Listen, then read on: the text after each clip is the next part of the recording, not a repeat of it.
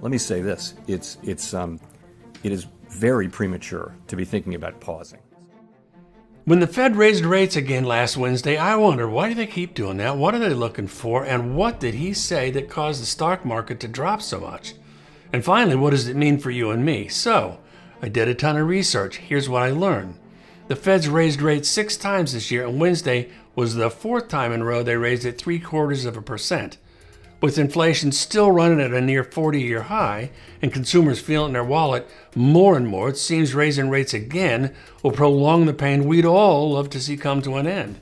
The inflation that we're all experiencing simply boils down to this: too many dollars chasing too few goods and services. Simply put, it means demand for products outpaces production capacity. The clearest example I know is the housing market. The last couple of years, the demand for housing far outstripped the supply of houses for sale, and prices skyrocketed. The Fed only has one tool in its toolbox to fight rising prices, and that's to make money and borrowing more expensive.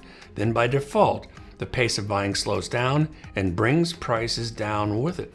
When Jerome Powell says the Fed's raising rates, what he's talking about is the Fed funds rate. The Fed funds rate is the interest charged for banks to lend and borrow from each other on an overnight basis. The reason banks borrow and lend overnight is there's regulations that require banks to maintain reserves to ensure that they're liquid and stable. Bank reserves are a percentage of total deposits, and that has to be set aside as cash. The reason is, imagine if a lot of people suddenly wanted to withdraw their money from the bank and they didn't have enough cash on hand. That's how a run on the banking system starts. No one believes their cash is safe in the bank anymore. When the Fed funds rate is higher, it simply costs banks more on a daily basis to maintain its reserves and ultimately gets passed along to, you guessed it, you and me. The end result when the Fed raises rates is it makes it more expensive for everyone to borrow money, causing people to spend less, and that pumps the brakes on the economy, slowing it down. Going back to the housing example, the results of raising rates couldn't be any more clear as home prices are collapsing all around us. High mortgage rates have pummeled the housing market. In fact, the percentage of first-time home buyers is at its lowest point since the National Association of Realtors started keeping records 41 years ago. Credit card rates rise, car loans are more expensive, student loans are more expensive. In short, the pace of spending overall is slowing down because more and more people decide it's just too expensive. On the flip side, savers and people that have money tucked away in interest-bearing accounts, they're doing a little bit better. What the Fed is doing is working to slow down the flow of money, but there's one more unfortunate metric that needs to be addressed.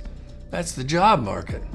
Currently, the job market is tight. What that means is there's tons of jobs available and not enough workers to fill them. Jobs, workers, and wage growth respond to supply and demand like everything else, so in order to attract good help, employers have to offer higher wages, increase benefits, just to get someone to show up for work. You'd think this is nothing but good news. However, what ends up happening is there's more money in people's pockets because of wage growth, which in turn means more dollars chasing fewer goods and ultimately propping up inflation again. So unemployment, fewer jobs, is a factor the Fed's watching.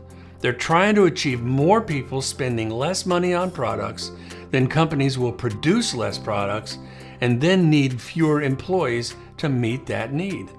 Fewer dollars chasing goods and services brings prices down, slowing inflation. So what did Jerome Powell say that melted the market on Wednesday? I'll let him tell you.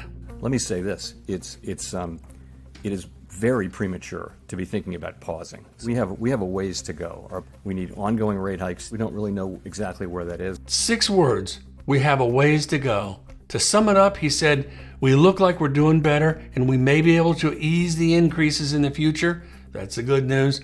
But we have a ways to go and we'll have ongoing rate hikes to get where we need to be. And for me, the kicker is, of course, we don't really know how or when we can stop those increases. So why did Jerome Powell's words cool off the market? Mainly because the Fed's telling us it's trying to kill off businesses a little bit at a time to slow down the economy till we get financially healthy again. As an investor, I can see how that would be tough to get excited about. However, it'll bounce back, it always does, until the next announcement. If you want to learn more about how the Fed raising rates affects you personally, watch this video next, How the Fed Gets Your Attention. If you like this video, tell a friend, give it a like to help me spread the word, and subscribe so you know when the next one drops. As always, I appreciate you and your time.